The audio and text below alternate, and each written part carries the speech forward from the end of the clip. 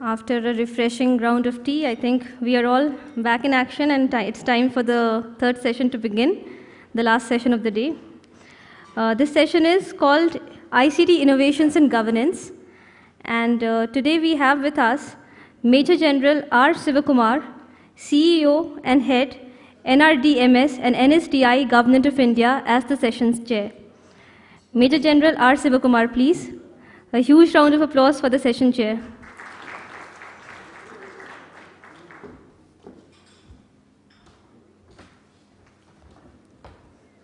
I would like to call on stage Mr. V.K. Sharma, CEO and Director, Gujarat Info Petro Limited. Mr. V.K. Sharma, please. Mr. Santulan Chaube, Director, Delhi E-Governance Society. Mr. Chaube, please. We also have with us Mr. Mr. Sandeep Ahlawat, Head, State E-Mission Projects, Delhi. Mr. Ahlawat, please.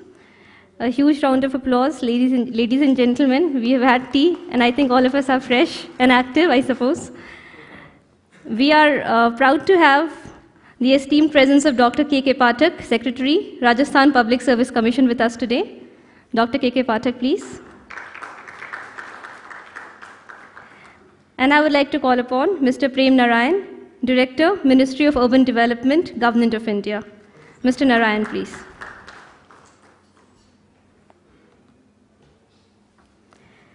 This session, as you know, is on ICT innovations and governance, and without wasting any further time, I would like to give this session hand over the session to the session chair, and he can take over from here. Mr. Sivakumar, please.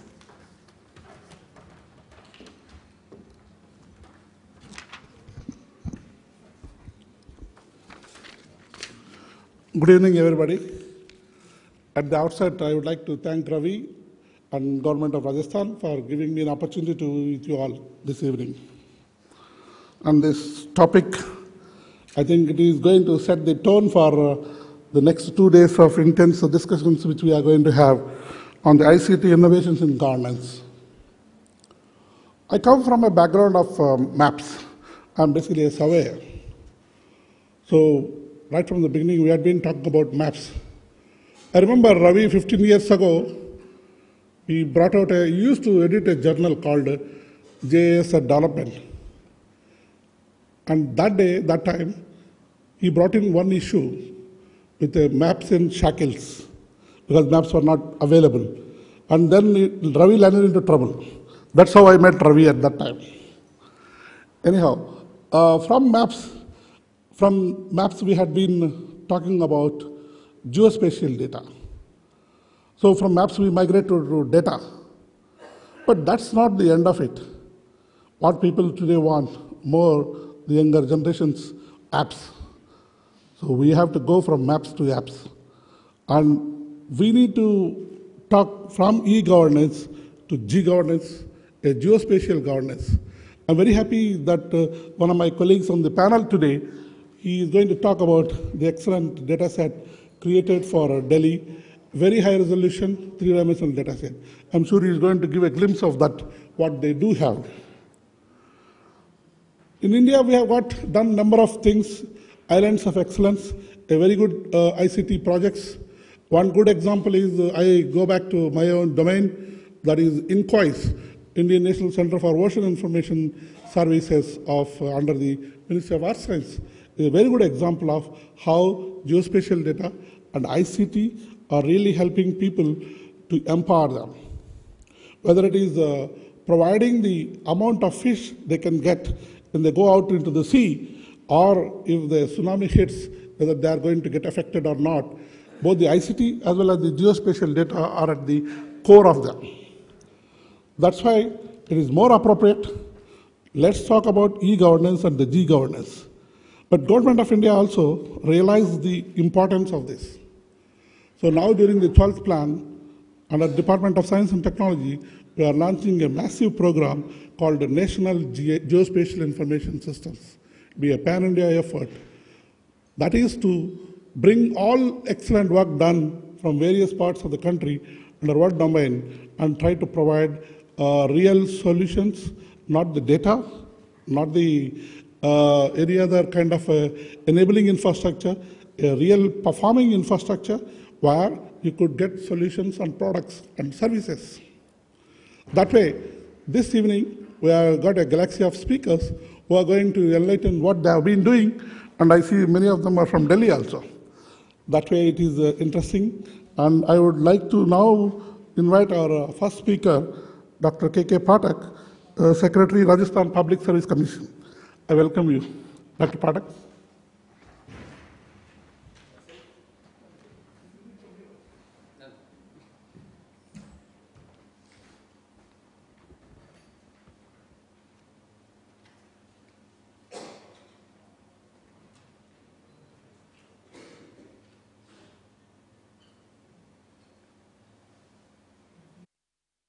Ladies and gentlemen, let me give leverage or privilege to speak in Hindi so that I will be more comfortable and you will be more communicable also.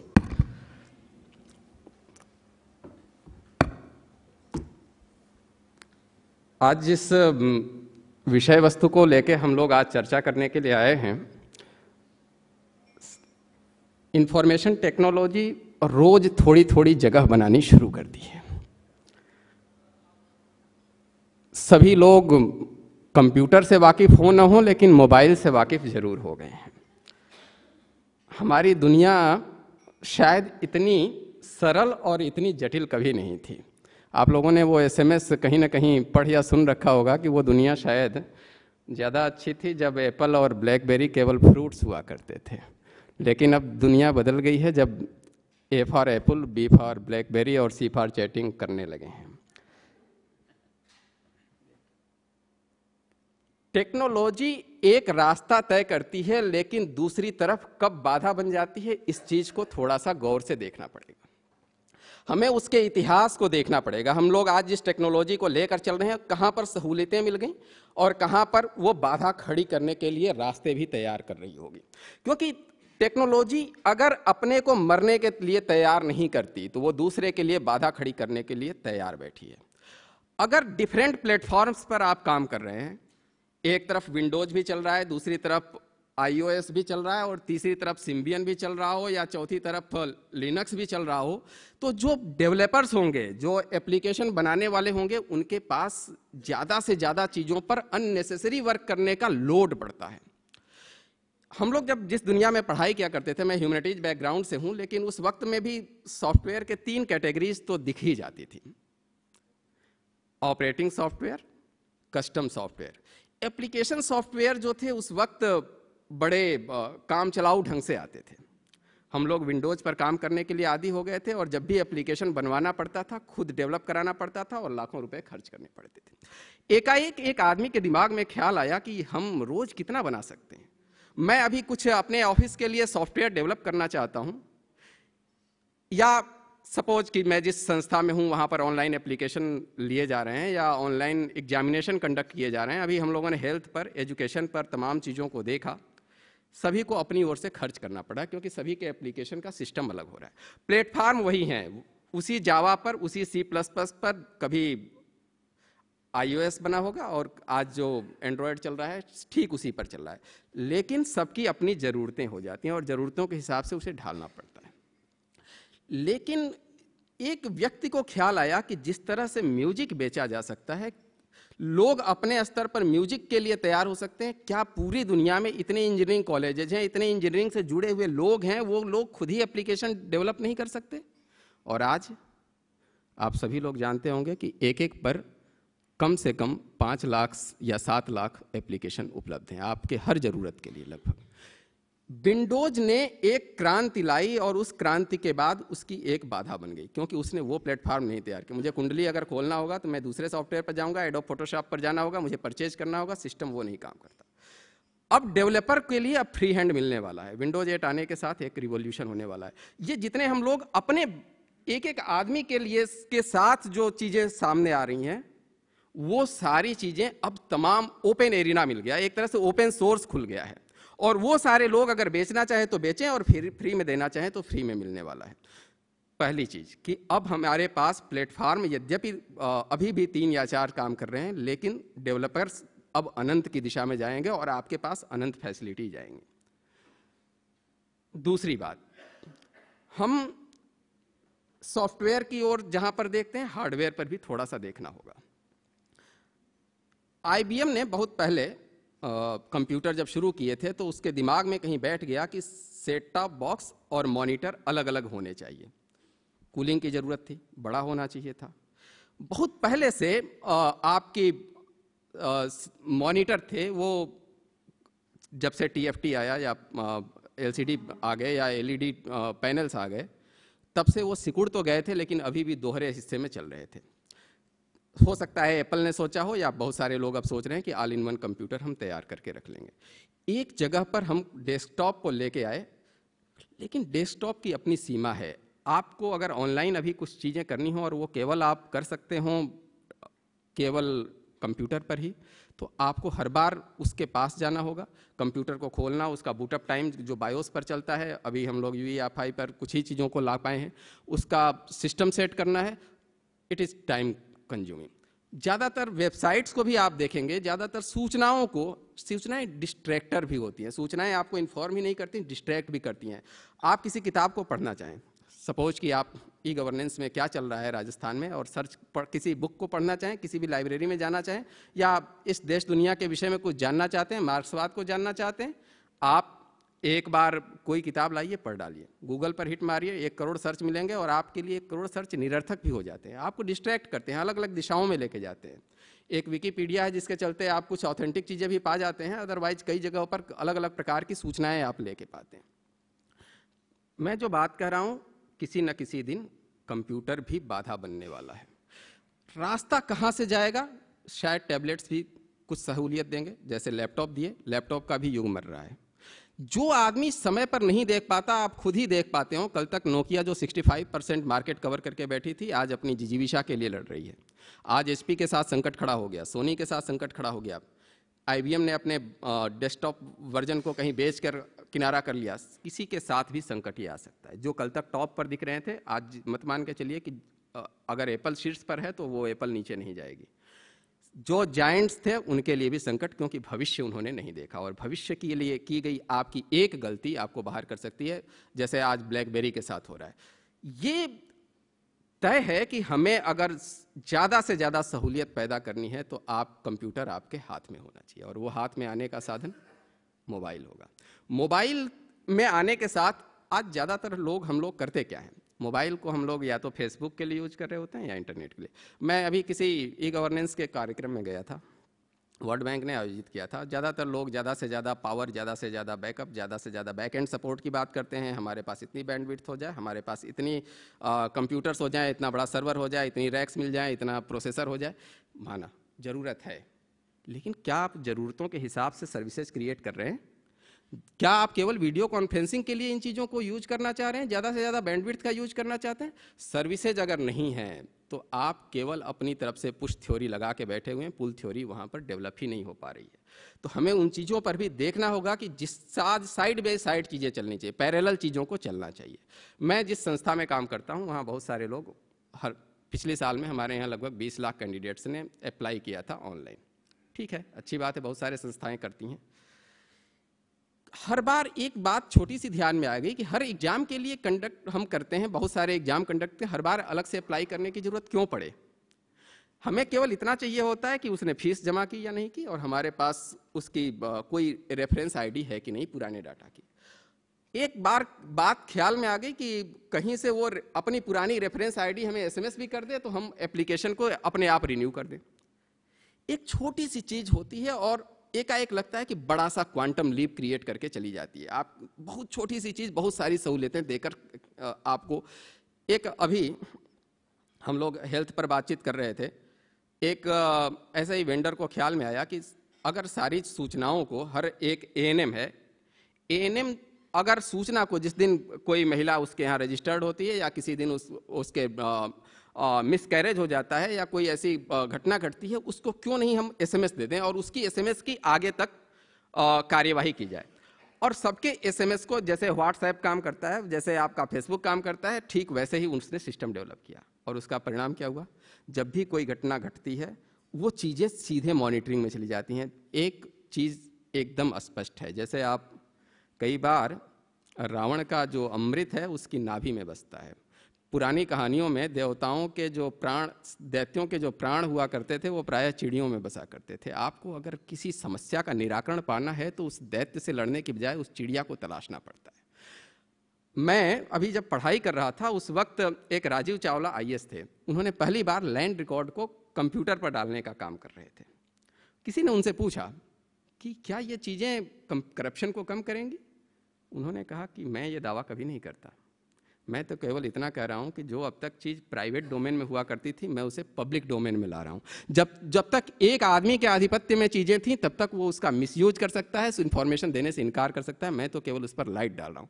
जिस दिन आपका e ticket या जो railway ticket है जिस दिन भी website पर डाल दिया गया, आप उन चीज़ों से वाकिफ़ हो जाते हैं, फिर करप्शन करना आसान नहीं होता।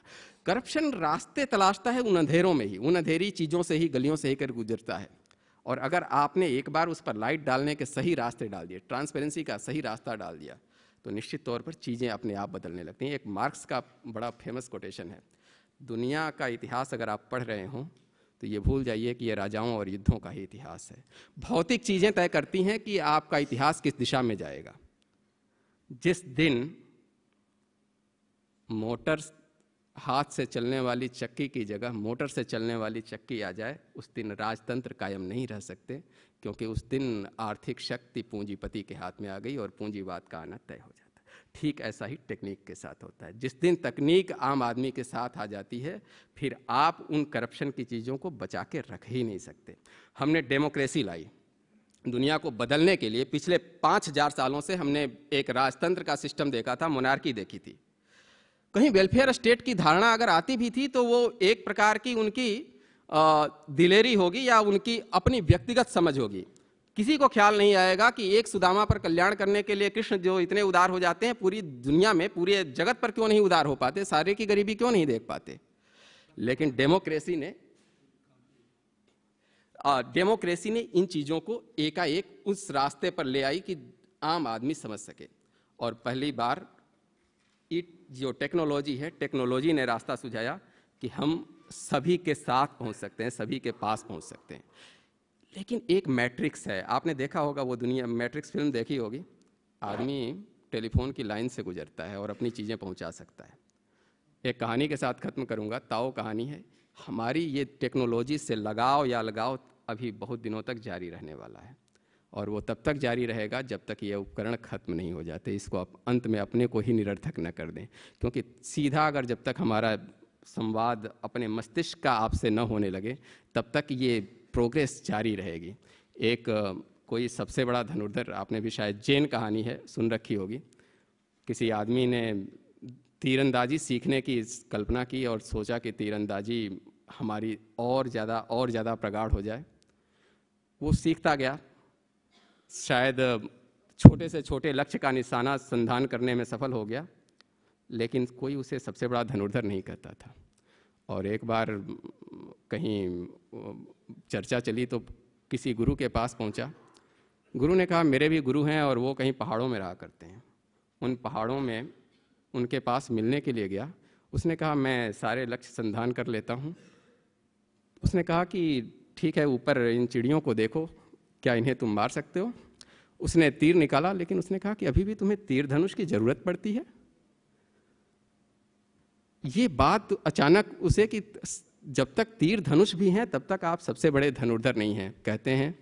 उसके बाद वो किसी दूसरी साधना में लग गया, और बहुत दिनों बाद वो जब कहीं किसी मित्र के पास गया तो उसके दीवार पर कोई हथियार टंगा था, कोई अस्त्र टंगा था। उसने पूछा कि ये क्या है? मित्र बड़ा चौंक गया कि जिसको हम सबसे बड़ा आर्कर कहते हैं वो पूछ रहा है ये क्या है। उसने कहा ये तीर धनुष है, क्यों मजाक करते हो? तो उसने कहा सचमुच मैं भूल गया। कहते हैं उस दिन के बाद से सारे संगीतकारों ने अपने संगीत के जो भी अपने प्रवीण कहे जाते थे, संगीत के जो टूल्स थे उसको छोड़ दिया। जो बड़े शिल्पकार कहे जाते थे उन्होंने अपने शिल्प की चीज़ें छोड़ दी। कि सबसे बड़ी जो सिद्धि है वो अंततः टेक्नोलॉजी से भी बाहर लेके जाती है। जिस दिन उस युग में हम प्रवेश कर जाएंगे, सचमुच उस क्वांटम कंप्यूटिंग के दौर में पहुंच जाएंगे। इस जो अभी तक हम सिलिकॉन पर जुड़े हुए हैं, इस सिलिकॉन से भी किसी न किसी दिन हमें बाहर निकलना होगा। टेक्नोलॉजी अभी नए रास्ते सुझाएगी। ये टेक्नोलॉजी अभी बाधा न बने, अभी और आगे के रास्ते सुझाए। हमारी शुभकामना।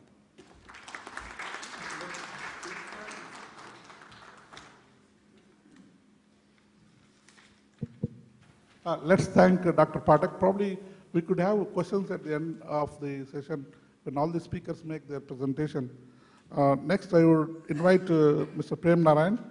He is the Director, Ministry of Urban Development, Government of India. He is, I see from his biodata, he is an alma mater is IIT Kanpur as well as IIT Delhi, same as mine. And then also he did his management degree from the Indian Institute of Management, Bangalore. Mr. Prem Narayan. I request all the speakers to restrict their talk to 10 to 12 minutes so that everyone gets an opportunity. Yeah.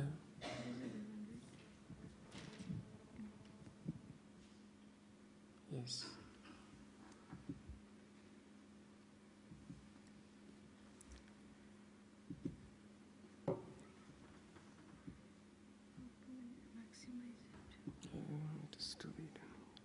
No, I'll do.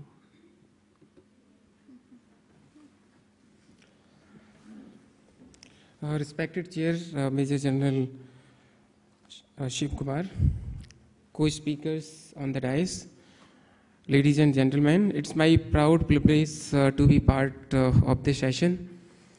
I would be giving my presentation on the initiatives taken by Ministry of Urban Development on e-governance, what way our ministry has been contributing in terms of more awareness on the e-governance and how e-governance is shaping up in the entire country.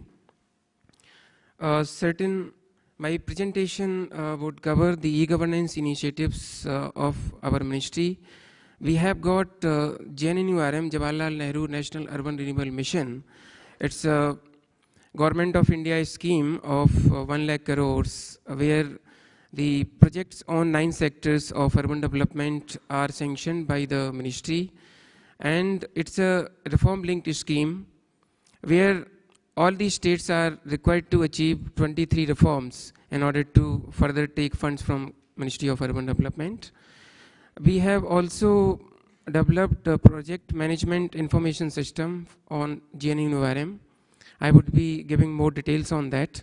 Also, the MIS of Project Management Information System, how it is useful to the ministry as well as to various states.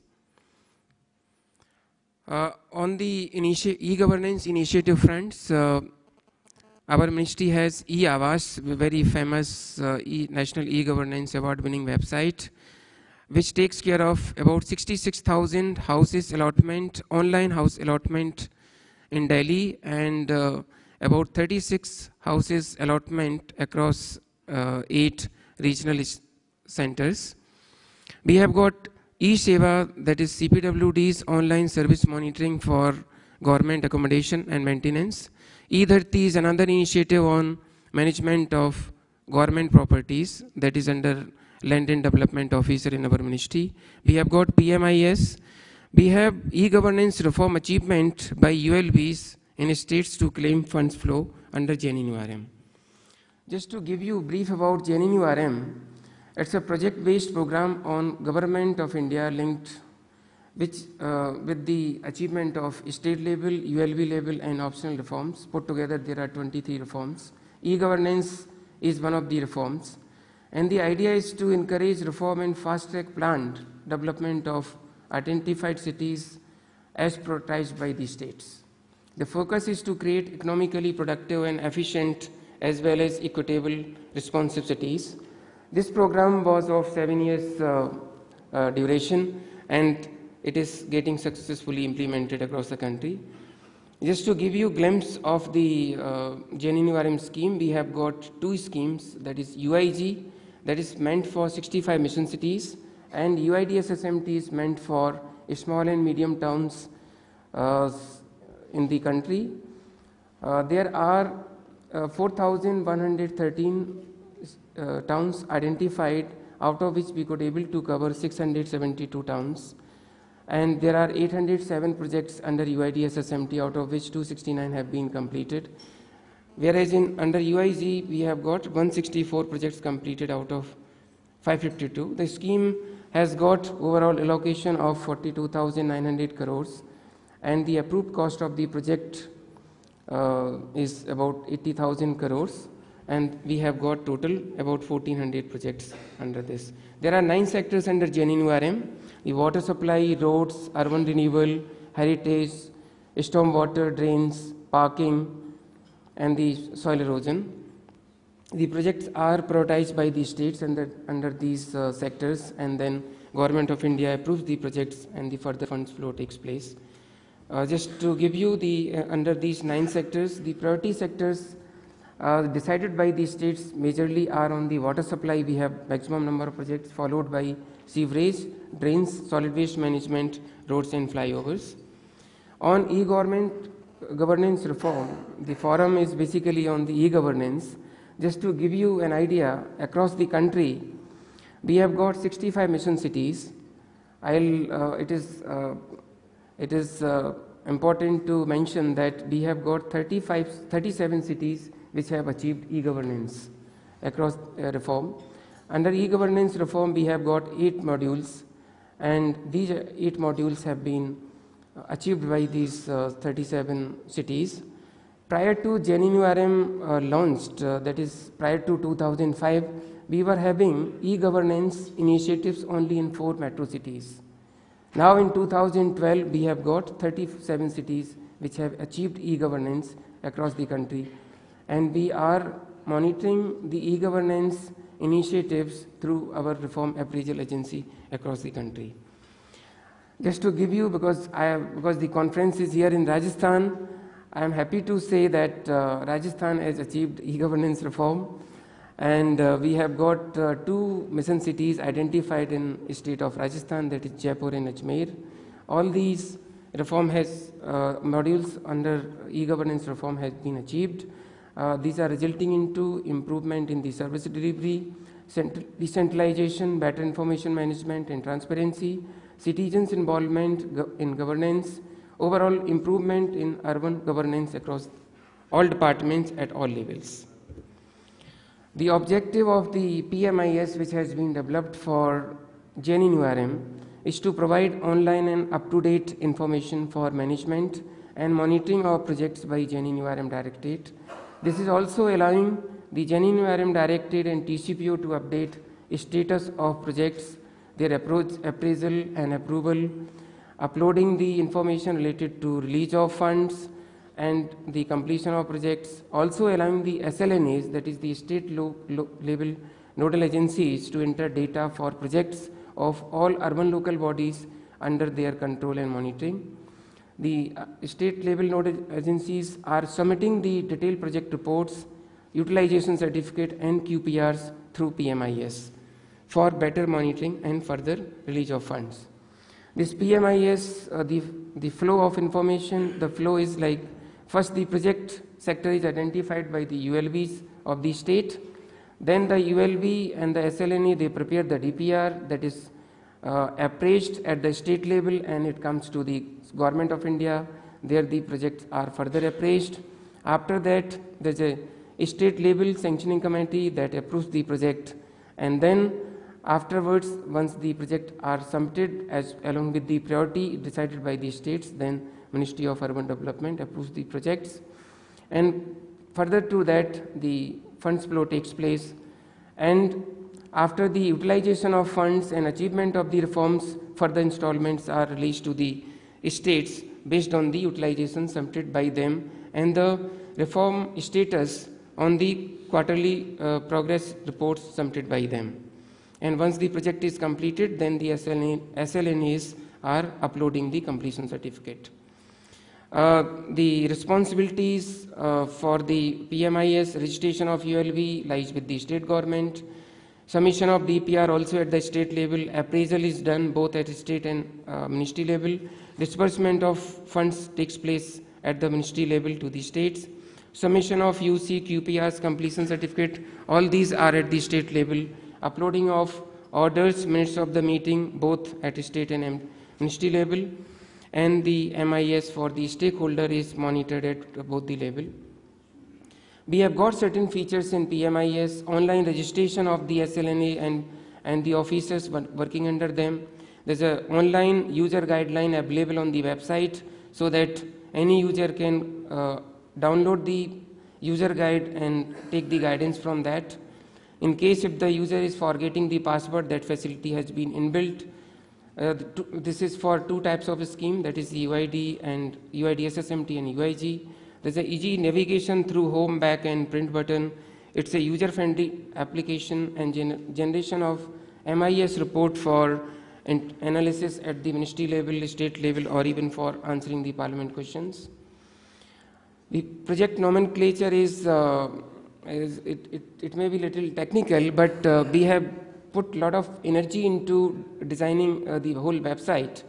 And the project number is unique, and it has got different digits, like first 2 digits for the state code, followed by the district code, 2 digits, then another 2 digits for the urban local body code, and the sector code is there for 3 digits, and the project code under that particular sector.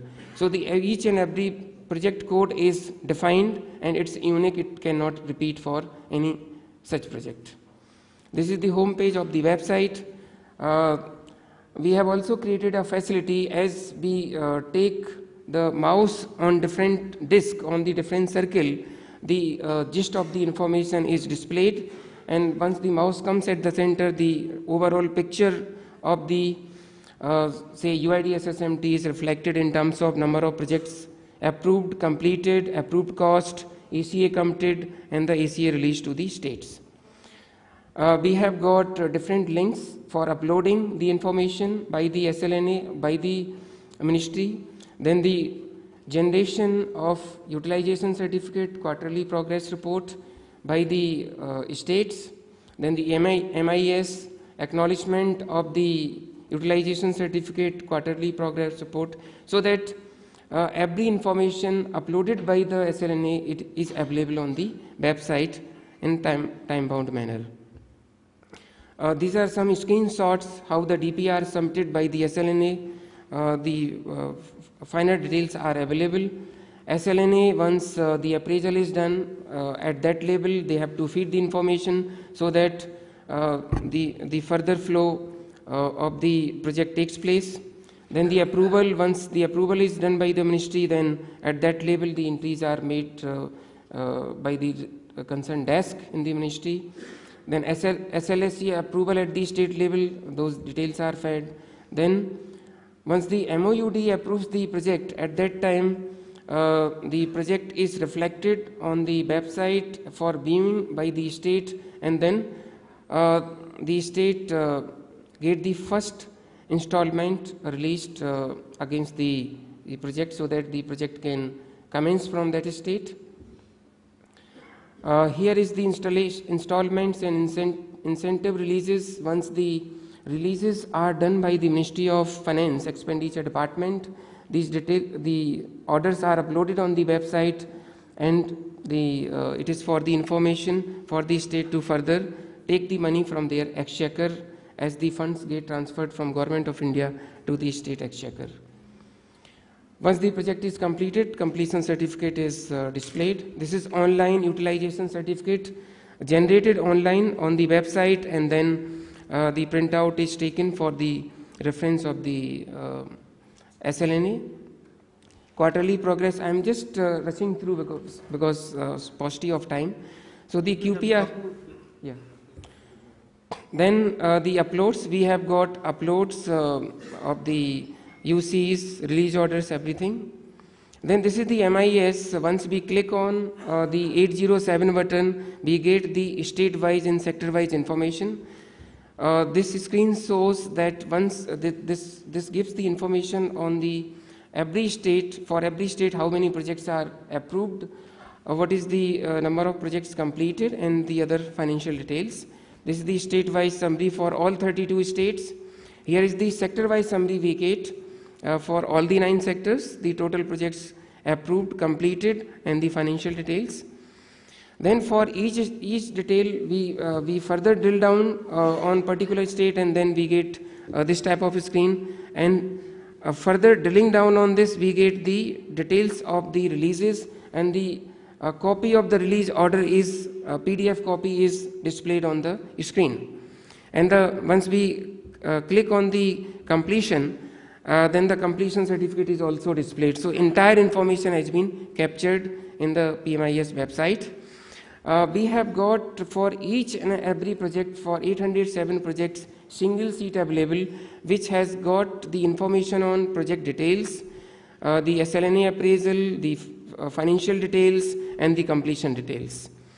Similarly, for the releases, we have got the financial information. We can, while selecting the year range, we can get the information. This is very useful for answering the parliament questions, also for internal analysis at the state and ministry level. These are the screenshots. So I like to conclude by saying this PMIS has brought transparency and speed in the project monitoring at the state as well as at the central level. The availability of documents on funds releases by Ministry of Finance and completion certificates by the states could be ensured, because while developing and ensuring this exercise, this particular website, so each and every detail has been captured, has been uploaded on the website. We have got all types of information that can be extracted from the MIS for smooth handling of parliament questions, BIP references, matters of urgency, like we get references from PMO, Standing Committee, the data analysis on fund releases, project completion, and the purpose of future line of action. All that can be decided based on the information available. Comparison of states based on better performing laggard state, all that analysis is possible because of this PMIS website. With these words, thank you very much. Let's thank Prem Narayan for giving an overview of JNNM project.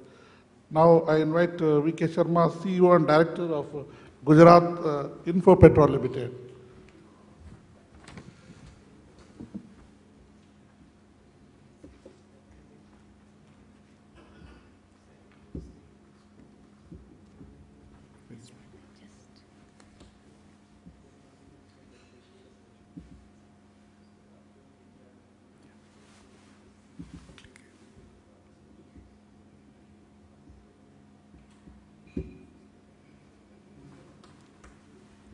Good evening, ladies and gentlemen. I would like to start my presentation with the clue given by Mr. Pathak, how the innovation is taking place.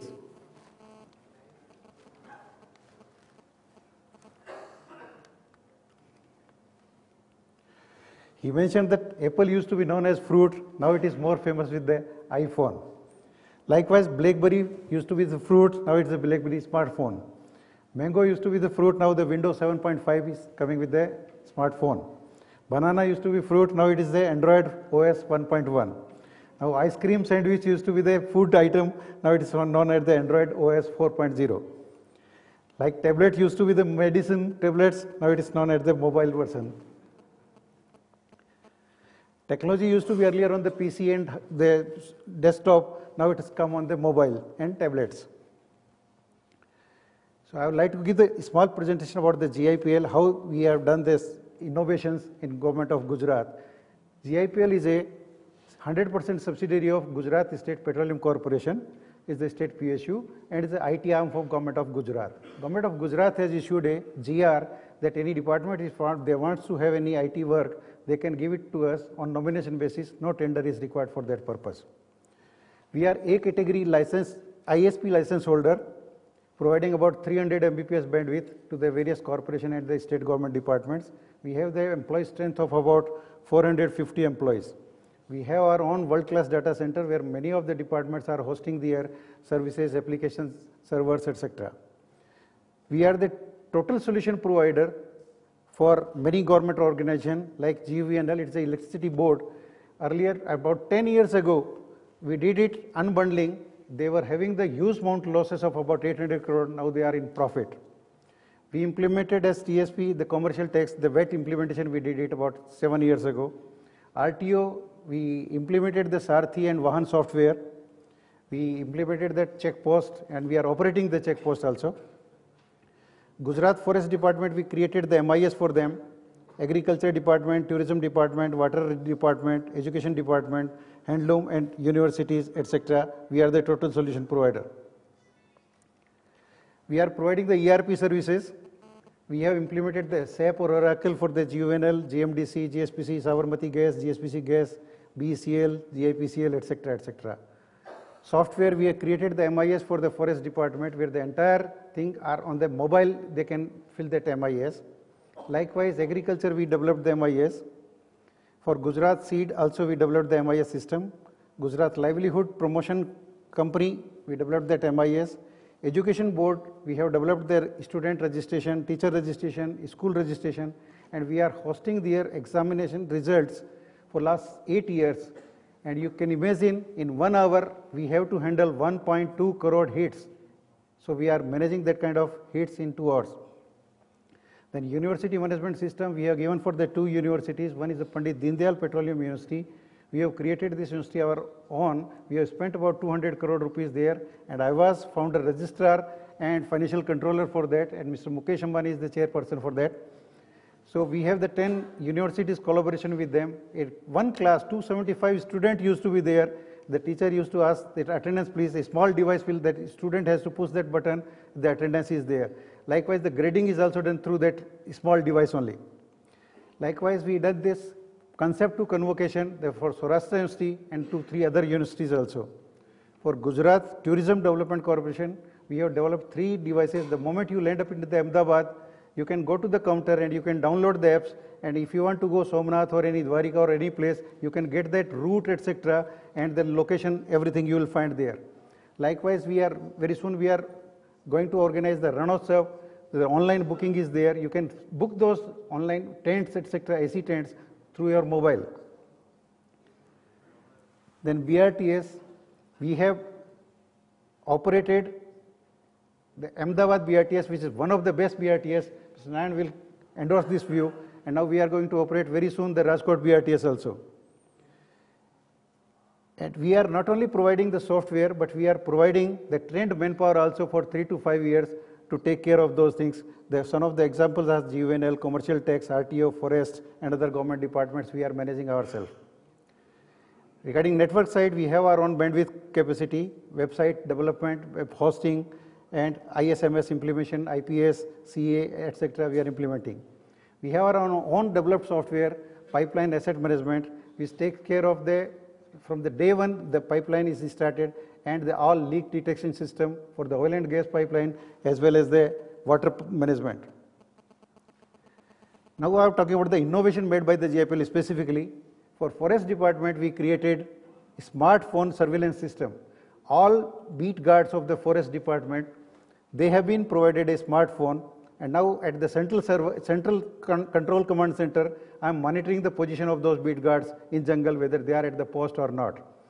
And if they see any offense happening, they have to just click a button and the photo will come to my central server with let long, and immediately the action can be taken, the alert will be generated. Likewise, if any tiger or any lion falls into the well, they will send a photo with let long, and immediately the rescue team will be there. So we have won the award also for this application. Now we have given the tablet-based one Talavadi scheme for the agriculture department. We used to give 1 lakh rupees subsidiary to a farmer who is having a pond in his farm. So now the inspector has to go to the field, he has to make a pentagon, and he has to send a photo of the water body along with the let long. Then only the farmer will be entitled for the 1 lakh subsidy. Likewise, crop certifying system, again the inspector has to go to the field and he has to certify the crop is there or not. That will help the insurance claims, etc.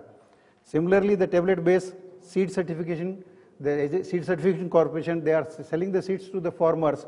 The inspector has to go to the field, and whether the crop is there or not, he will certify through that tablet.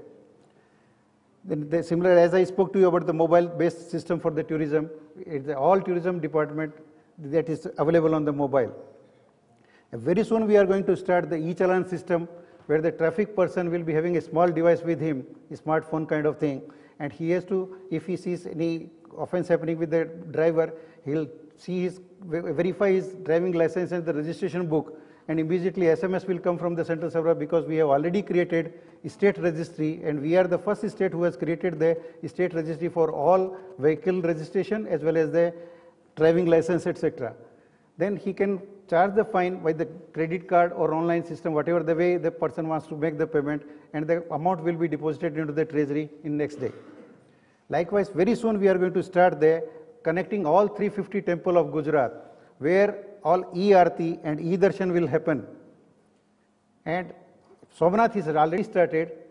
Even a person sitting in US, he will call the Pujari, he will give his all name, gotras, etc. and the Pujari will send him a link at particular time. He can see his puja will be started there, and he can watch that lively. This is the photo of award where we have got this Innovation Telecom Award by the Dr. Hamadraam. He is the General Secretary of International Telecom Union. It was in May 2012. And GCIA also gave this Best ICT Award in Gujarat in February 2012. Thank you. Thank you very much. More so for finishing very much on time. Now I invite Santran Chope, Director of Delhi Government Society.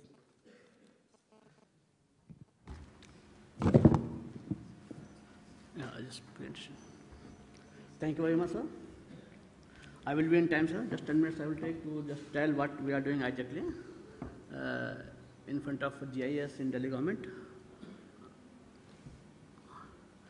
Before they start, just I will tell about Delhi State Special Data Infrastructure we have created. It is called DSSDI, which has got about 15, this is,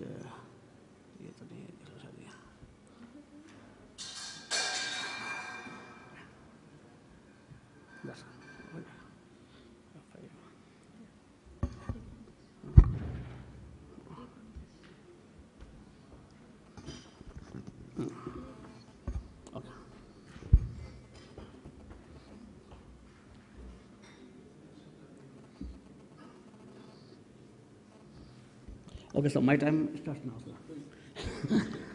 Okay, so this is about Delhi State Special Data Infrastructure, sir. It has got about 15 square kilometer which we have mapped with the help of Survey of India. They have created the infrastructure for us. This has got 3 main pillars, sir. One has got DSSDI. Second, to maintain all this data and to have the sustainability and the continuity, we have got created one company called Geo Spatial Delhi Limited. And third, to have the legal arm of that, we have created one act called Delhi Geospatial Act 2011. This act enables the users, the land departments, to mandatorily use the DSSDI data and update also. At the end of the day, they have to update all their special changes, attributable changes into the database. That is the, this is how Act will work on that. We have got about 30 land departments so far, all big departments, Delhi Jal Board, Urban Planning, DDA, all departments are part of this DSSDI project. And it took about 3 years to collect all attribute data to make this entire data happen. This is very, the creation of this data was done in the May. Now it has been handed over to GSDL, Geospatial Data Infrastructure, and this company will further run entire applications. They will develop new applications, and they will have the mandate, legal mandate, to be the custodian of all GIS data in the government of Delhi. They will charge, this is a company basically, so they will charge for the services to have the sustainability. And the purpose is basically to, whatever data is connected, whatever data is collected, will remain there, and its updation will be sustainable. It will not happen like this, ki aaj humne collect kiya and after 2 years, again we are doing entire survey. So this data will be there, and we will use this data for our applications. To just give a glimpse that what kind of data we are having, this is the list of the layers. We have got around more than 300 layers of data. This data consists of transportation, utility layers, cadastral, hydrography, images, DM, many things it has got.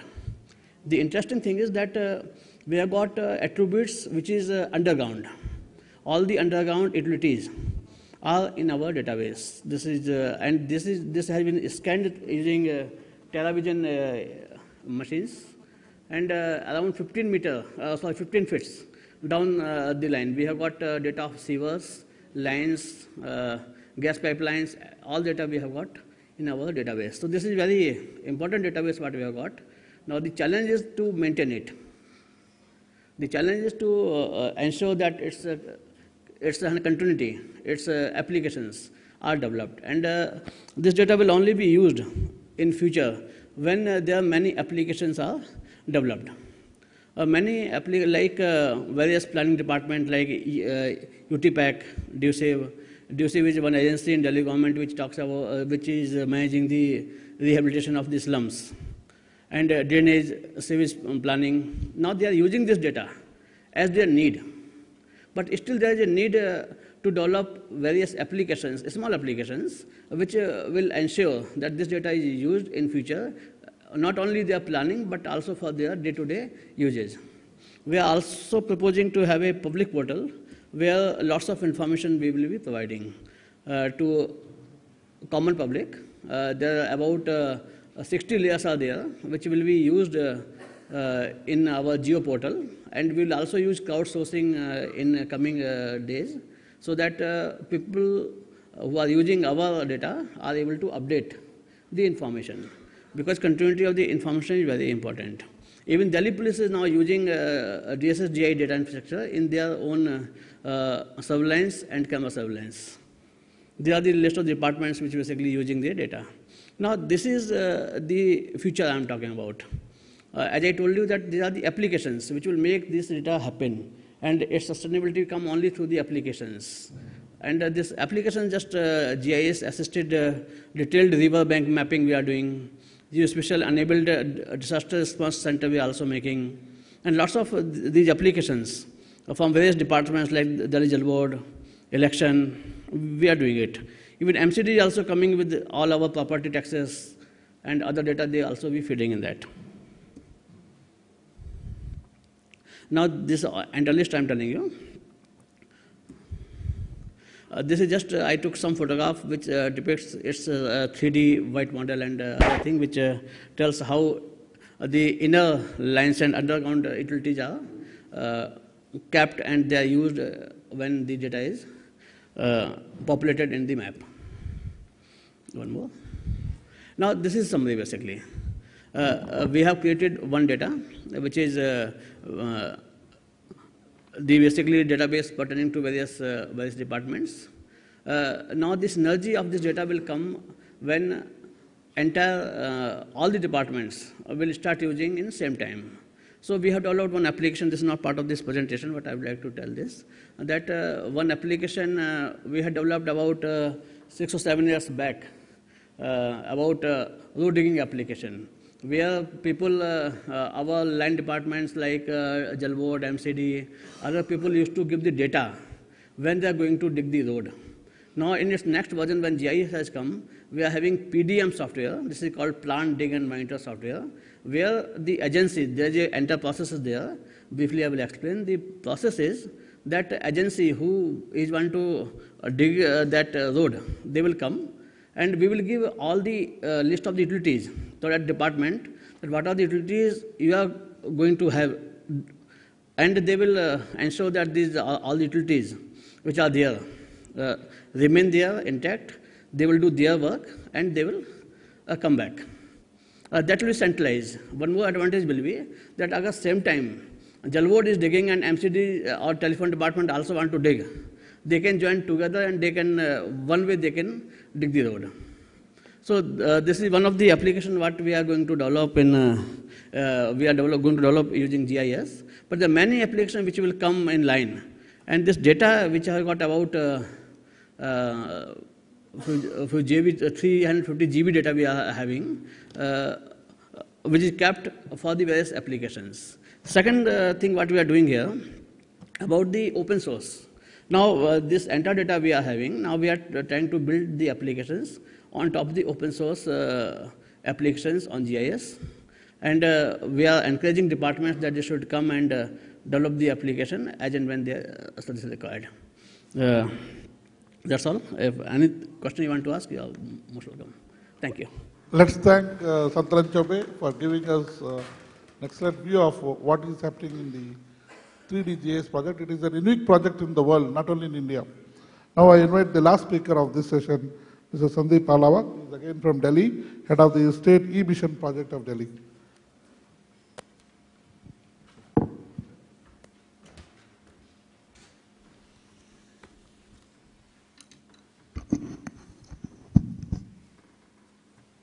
Respectable member of panel, distinguished guests.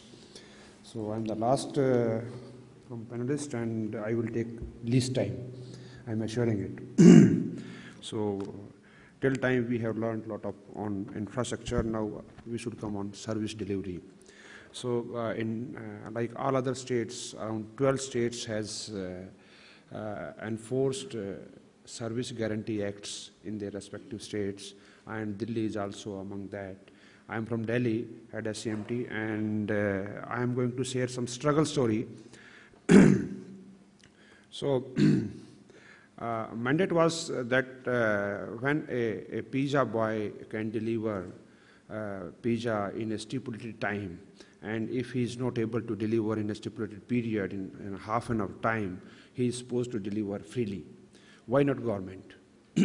This was the mandate given to the Delhi government, and what to do? This was the question. Question was, we should deliver our services in a time-bound manner. Why deliver? Government is mandated to deliver, and it's a right of citizen. That was the question of guarantee. Means you have to mandatorily give all statutory services to citizen. You can't deny. But only question is a question of time. If we can deliver with certainty within a stipulated period, it's okay. Otherwise, it's not means we are not fulfilling our duties. In that manner, how to monitor time? Means all departments are giving its services in a different manner. Some departments are partially computerized, some are in the process of computerization, some are only having some registration process, and then they are doing manual processing and delivering in a manual manner. Either delivery is manual, or application receiving is manual, or repository is even manual somewhere. So in these scenarios, what to do? This was the big question. So, and how it will sustain. Then a thought process came on, at least to give it a proper sustainability, there must be an act. It's okay, there should be an act. People start thinking what should be included within the act, what should not be included, who should be penalized, whether government should pay compensation, or the individual who has attributed to the delay should be compensated.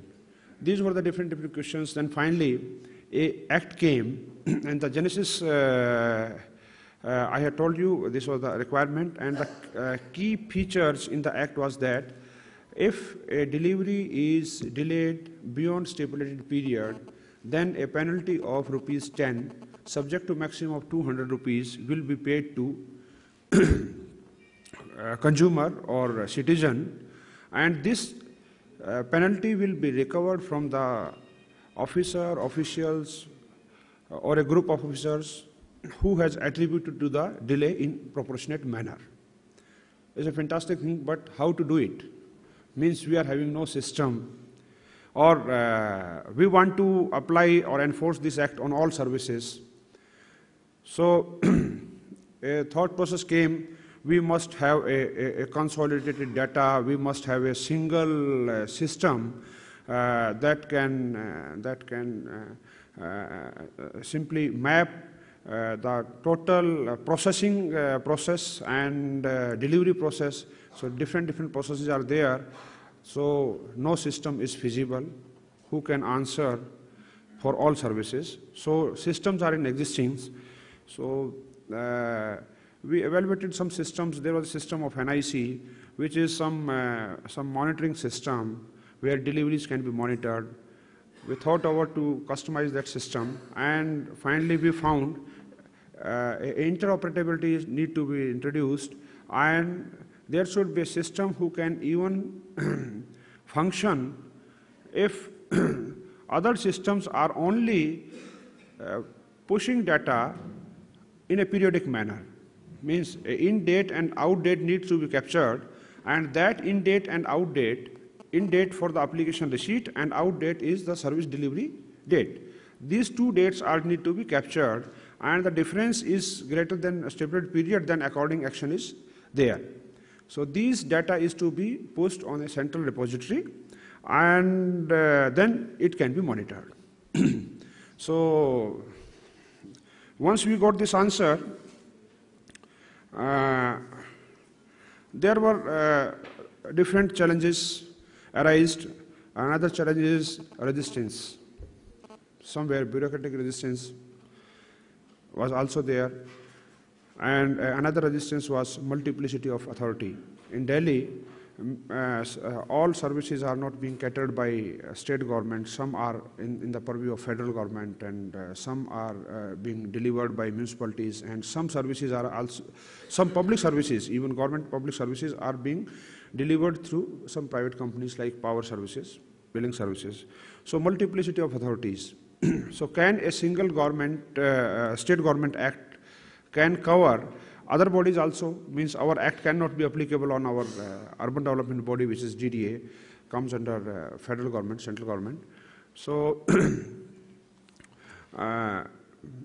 then a lot of change management, even a lot of media support was also there. Means if DDA is not allowing its services to be covered under our ESLA project, then DDA is not fulfilling its mandate.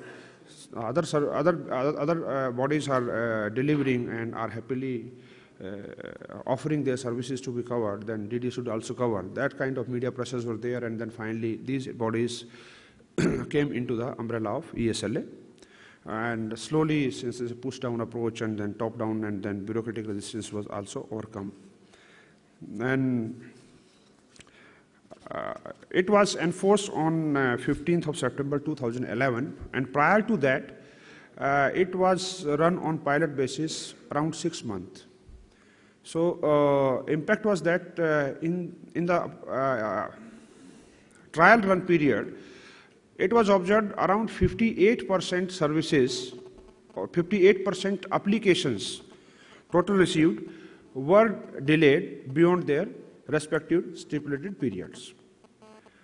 It was enforced on 15th of September, and now post-implementation, now only 3% applications are exceeding their stipulated period.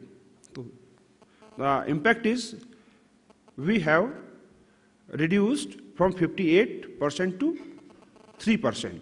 So if we map it in terms of inefficiency, so means we were 58% inefficient in earlier times, and now we are 3%. So what has happened inside department, that was a big question. How department has, just after monitoring, a department start delivering its services in a much better manner.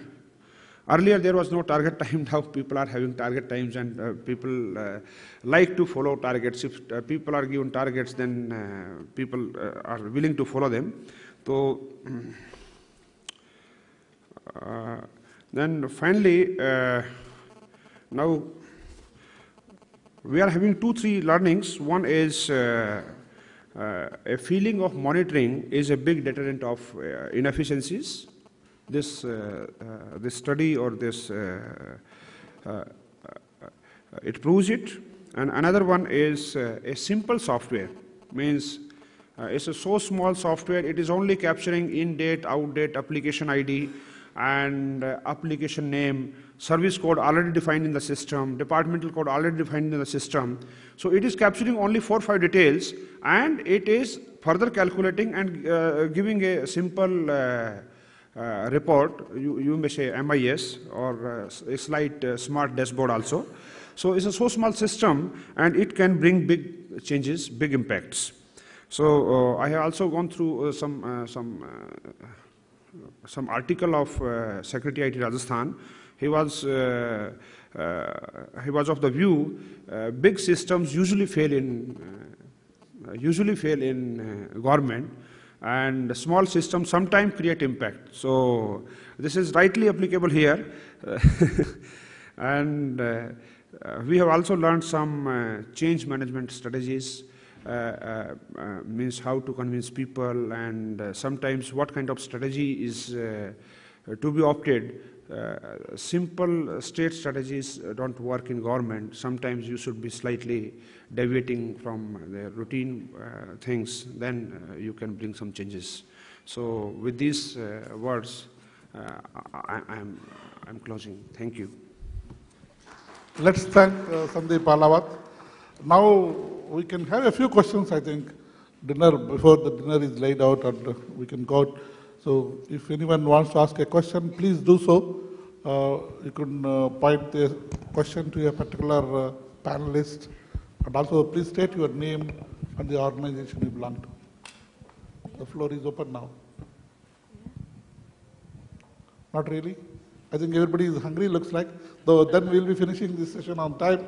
I would like to thank all the speakers here who somehow all of us together we could manage to wind up the session in time. But I would like to make a small statement is that if really we have to succeed in e-governance, there are a lot of issues are there which we are probably going to discuss next couple of days, whether it is better data, interoperability, technology and tools, and above all is the policies of the government itself. That is what really landed Ravi Gupta into trouble. But now, as far as the data is concerned, Government of India has issued a national data sharing and accessibility policy in March 2012, which mandates any data collected from public funds should be made available to the people in a proactive manner. So there is a data.gov.in operated by NIC. I request you all to have a look at it. We just started putting the data for a period of time. We hope that entire data which is generated from the government is available through data.gov.in, which will prove the way for the open governance. With these few words, I thank the organizers, thank the speakers, and all of you for patiently listening to us so late in the evening. Thank you very much. Thank you, sir.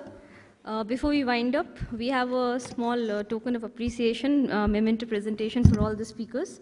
To present the mementos, I would like to call upon Mr. Bipul Pathak, Secretary IT, Jammu and Kashmir. Mr. Pathak, please.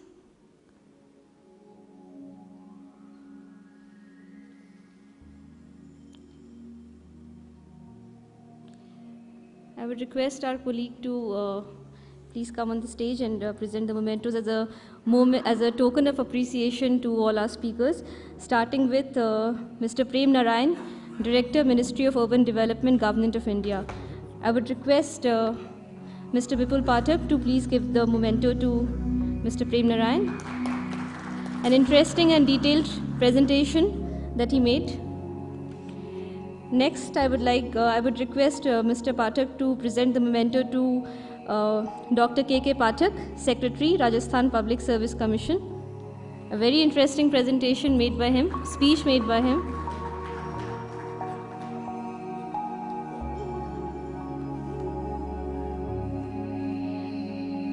I would like to call upon Mr. Sandeep Ahlawat, Head, State E-Mission Project Delhi, to take his memento from Mr. Pathak.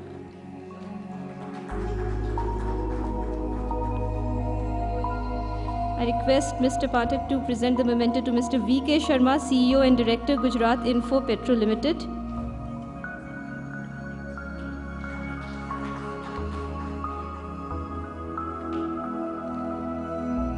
I request Mr. Pathak to now present the award to Mr. Prem Narayan, Director, Ministry of Urban Development, Government of India. I'm sorry, I'm really, really sorry. To Mr. Santulan Chaube, Director, Delhi E-Governance Society.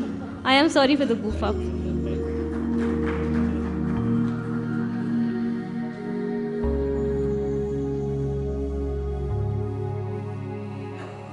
Lastly, a deep token of appreciation to our session chair, Major General R. Sivakumar, for keeping the session within the time limit and reminding almost all the speakers to stick to their deadline.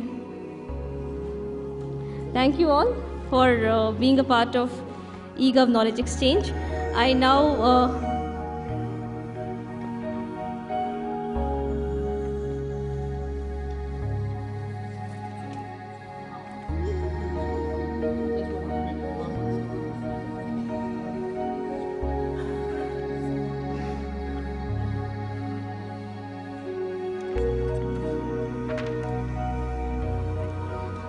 and before we